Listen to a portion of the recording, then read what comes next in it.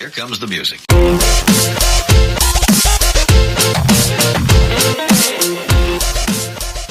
Yo tout le monde, c'est Lantaz. Aujourd'hui on se retrouve tout simplement pour une nouvelle vidéo très spéciale, puisque aujourd'hui, depuis le temps que j'ai arrêté de faire des vidéos, dans le fond, ça fait longtemps que j'ai pas fait un achat hebdo. Donc c'est ce qu'on va faire aujourd'hui. Depuis le temps, j'ai acheté quelques jeux, j'ai trouvé quelques jeux même, j'ai quand même une histoire à vous conter. Donc sans plus attendre les gens, c'est parti. Donc ma grosse fierté déjà en partant, que j'ai pu trouver avec ma copine à un des Vidéotrons de proche de chez moi, c'est ce jeu-là ici. Donc c'est sur la NES. Oui, c'est sur la NES. C'est un jeu de golf. Vous allez me dire, ouais, putain, c'est stupide comme jeu. Vous allez voir, ok? Déjà en boîte, pour 5$, c'est quand même 6$ en fait. C'est relativement bon. Surtout que elle est quand même en bon état, la boîte. Mais regardez bien qu'est-ce qu'il y a dans la boîte en tant que tel.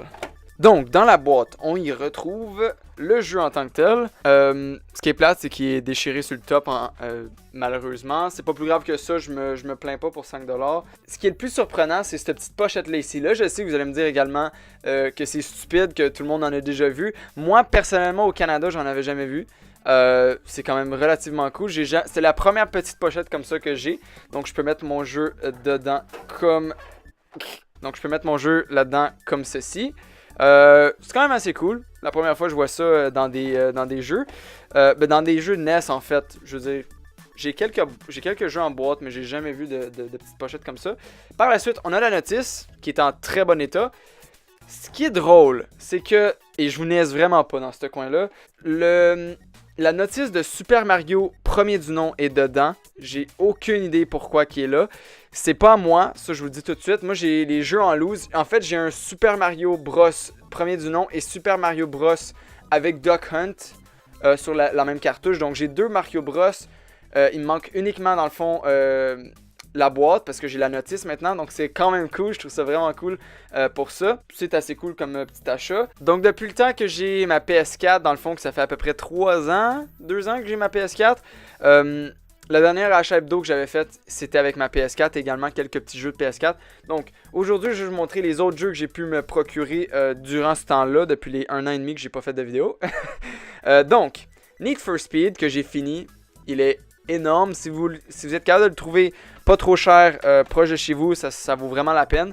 Payer 80$ pour un jeu comme ça, oui c'est cool, mais de l'autre côté, j'ai pas rejoué depuis que j'ai fini le jeu. Donc le 80$, il rentre vraiment dans l'histoire, puis après, c'est fini. Ensuite, Far Cry 4, je sais pas si je l'ai déjà montré dans une vidéo précédente, je vais le montrer quand même, juste pour être bien sûr. Je l'ai pas fini, ça m'étonne énormément parce que le Far Cry 3, je l'ai fini, j'ai adoré. Le Far Cry 4, j'ai de la misère à rentrer dans l'histoire, je sais pas pourquoi exactement. Call of Duty Advanced Warfare, comme de façon, fallait que je l'achète. J'ai regretté énormément aussitôt que je l'ai acheté parce que c'est des codes que Moi en fait, je joue vraiment plus à code, c'est vraiment con, mais je jouais avec Enster dans le temps. Enster, je joue même plus à code non plus, donc c'est pour ça que je joue vraiment plus beaucoup. Little Big Planet 3, je suis un fan de la première série Little Big Planet. Je veux dire, le premier du nom, j'ai joué énormément. Le 2, j'ai joué un petit peu. Le 3, je suis même pas sûr si j'ai fini l'histoire sur celui-ci. Destiny, comme tout le monde connaît. Je joue avec Enster rarement. J'ai fait quelques raids, j'ai joué un petit peu en ligne, des trucs du genre. C'est quand même relativement cool comme jeu. Je sais qu'il y a beaucoup de monde qui peut être addicted par ce jeu-là. Sérieusement, moi, j'arrive pas à être aussi addicted que Enster, par exemple. Enster, il y a plein d'exotiques, il y a plein d'armes qui sont juste folles, puis qu'il a joué à peu près 300, 400, 500 heures sur tous ces personnages. Donc. Ensuite, Dying Light, j'ai fini le jeu avec Enster également, en coop. Très cool comme jeu, j'ai vraiment adoré. Ça me fait un peu penser à Dead Island, qui est un jeu probablement similaire, avec des armes sans le côté parcours de Dying Light. Donc, c'est cool. Je pense que c'est les mêmes personnes en fait qui ont fait ce jeu-là. C'est les mêmes personnes qui ont fait le jeu. Donc, ils ont probablement gardé la mécanique de Dead Island, puis ils l'ont implanté dans Dying Light en implantant également des mouvements de parcours. Donc c'est cool. Fallout 4, j'y ai joué énormément, ma copine peut même le dire.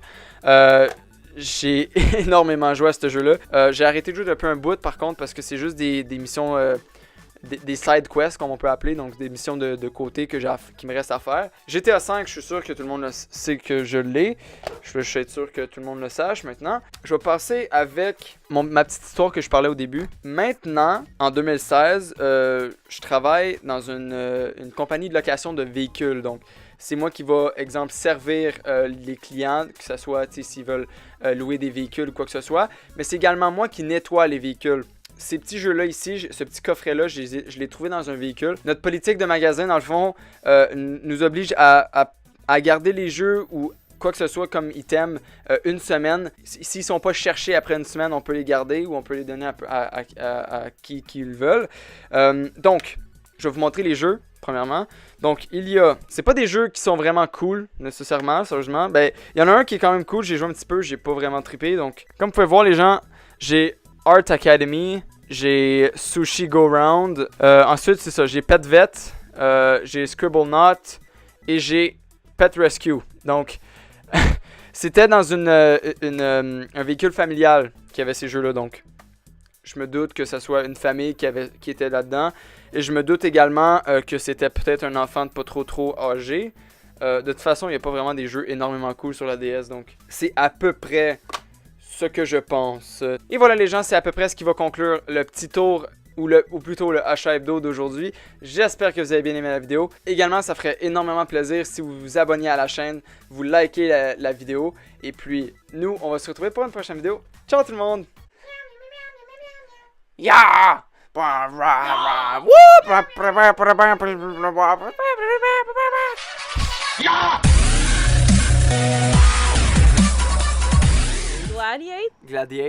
Gladiate? Comment ta copine s'appelle? Je m'appelle Léla et j'ai 17 ans.